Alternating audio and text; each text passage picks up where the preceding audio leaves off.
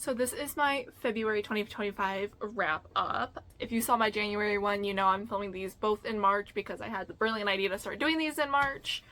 Hence the same look as the January one. We're not going to talk about it. Let's just get started. Again, these are just everything that I watched, listened to, read in this month. And by this month, I mean February. The tiers are the same. So S tier is took over my life, things that took over my life, live, laughed, love, liked it, loved it, guilty pleasure, not for me, and want my money back. Let's get started.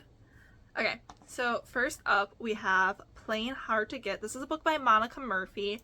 This is about she works at a bookstore, but it's like a college bookstore, so it's like basically like merch for the college. And he's the star football player. He's not the quarterback, but he's like, I don't know what he does. He's like one of the star football players, and like she's like the only girl on campus basically who's like not into him.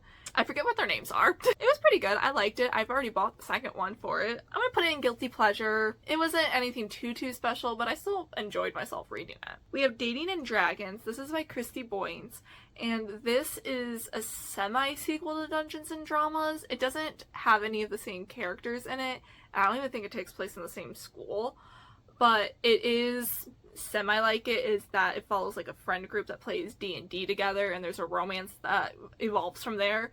It's about this girl, I don't know what her name is, and she ends up moving to this new town, going to a new school after a little bit of an incident at her last school with her D&D group, and she finds these people to play D&D with, but they stream their D&D sessions, so they have like very strict rules, and one of their rules is that no dating each other. This ends up being a problem because on her very first day of school, before she joined the campaign, when she met them, she kind of got the hots for the semi-leader. Like, they just act like he's the leader, but he's not the DM, or he's not like really the leader. They just like treat him like the leader. I bought this because I really liked Dungeons and Drama, which was the first one. It was such a quick, easy, fun read, and I giggled so much reading it that I couldn't wait to read this one.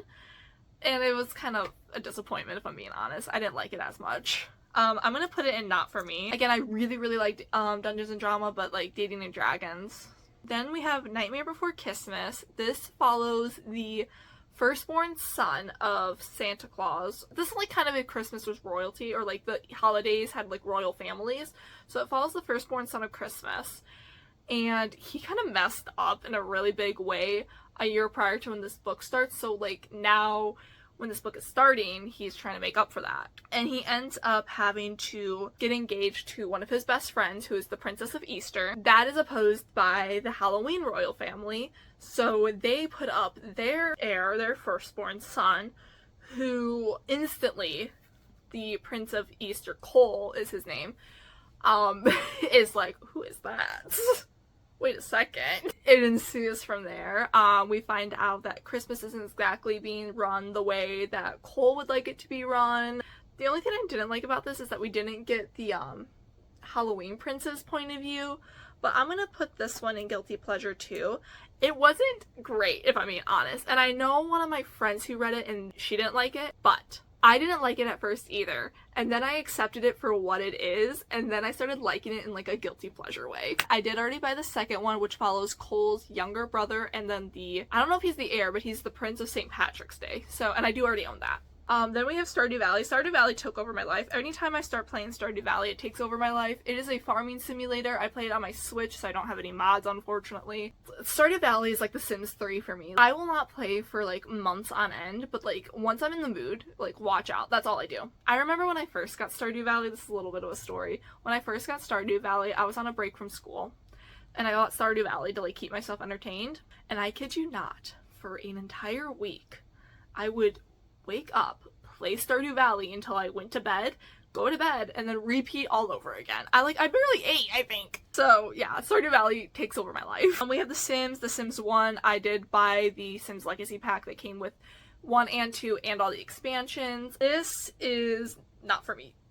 I like it because it's The Sims, and The Sims is like one of the best gaming franchises ever in my opinion, but it's no Sims 3. Sims 3 is the superior Sims, in my opinion. I've only played Sims 1, 3, and 4, and 3 is the best one. I haven't played 2 yet, so I don't know. I can't compare it to 2 yet. But out of those 3, 3 is the best. Like, come on now. But you're gonna tell me 4 is the best? That is like my number 1 pet peeve when people are like, Sims 4 is actually better than 3. You're lying to yourself. Because I have played The Sims 4. I've put the hours into Sims 4. And I have never sat down and played The Sims 4 like I played The Sims 3. I have over like 1,300, it might be 1,400 now, 1,400 hours. I haven't checked for like in a year because that's how depressing it is. But I have like at least 1,300, possibly now 1,400 hours in The Sims 3. I have every expansion pack. I don't have every stuff pack. And I don't have like all the worlds in the store, but I want to get there eventually. I have the other game I played like all the way at the end here. I don't understand why, but it's Resident Evil 0 again. This was also in the January one. Actually, you know what? I think that this month we're gonna put it in Not For Me. I haven't played Resident Evil 0 since. I haven't played it this month, and this month is almost over. It's the 18th as I'm filming this. I'm not really enjoying Resident Evil 0 that much. I do need to finish it because I made myself that promise that I'm at least gonna finish all the numbered Resident Evil games this year. That's probably not gonna work out in my favor, but I made myself that promise that we'll at least try to finish it. I'm not. I can't see it unless it comes to a major turnaround. I can't see it being one of my favorites in the series. We have Ruby Frankie, Devil in Me. This is the Hulu, I believe, series that came out about the Ruby Frankie and Jodi Hildebrandt incident, criminals. I liked it. I haven't had a chance to read My Mother's House yet by Sherry Frankie, but I do want to. Yeah, I liked this. I think I watched it while I was playing Stardew Valley. I'm gonna put it, this feels wrong, but I was just about to be like, I'm gonna put it in Live, Laugh, Love, but that feels wrong, but like, that's like the tier I would put it, maybe we'll change that. I'm gonna put it in the Live, Laugh, Love tier because it's not a guilty pleasure. I actually genuinely enjoyed it in finding out more about this case, but oh my god, that feels wrong. And you wanna know what's gonna feel even more wrong is that American Murder, Gabby Petito story is also going in that tier. I'm gonna have to change the name of that tier. We're gonna change the name of that tier to, Liked a Lot. Because that, I can't have that actually. So yeah, the Gabby Petito story that Netflix released, that was a docuseries, I believe also 3 episodes long, is in there too. Again, this was a case that I was following back when it was only really podcasts that I saw covering it. Obviously in the news too. And then it got its own series on Netflix, so I watched that. Very interesting, very thought-provoking. It's such a sad story, her story. It's so heartbreaking watching it. We have Two Broke Girls season 1. This is also gonna go in Liked a Lot. Two Broke Girls is about, 2 girls. One used to be an heiress. One was always on, like, the poor side of the wealth spectrum. And then the heiress loses all her money and has to end up working with Max, who is, she always grew up having to work 2 jobs and saving and not being able to really spend money.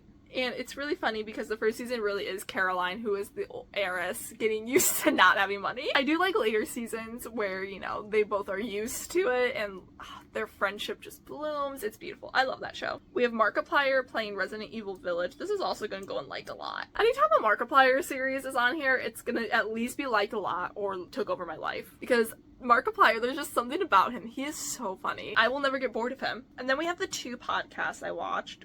2 Hot Takes is a guilty pleasure. That is a podcast that is all about reading Reddit stories, and Reddit is a guilty pleasure for me. I love I don't like reading Reddit stories, but I like listening to other people read Reddit stories. I watch that one, and then I watch Smosh Reads Reddit stories. Those are really the only ones I watch. And then we have Seriously. This is a true crime podcast. This is also guilty pleasure. The true crime podcast, I can't remember who hosts it. The host's name I'm going to put here. But it just follows different cases. One thing I will say is that, I think once a week they do, a wrap-up of different cases that have, updates and, smaller cases they're not going to dedicate a whole episode to. I don't really like those. I like the whole episode cases. Again, nothing that I wanted my money back for this month either, which is, But we have quite a few Not For Me stuff. Overall, it just looks kind of like a very bland month, except for Stardew Valley. I'm gonna go now because, like I said, today was the day Sunrise on the Reaping came out, so I'm gonna go read that, and I will see you all next time.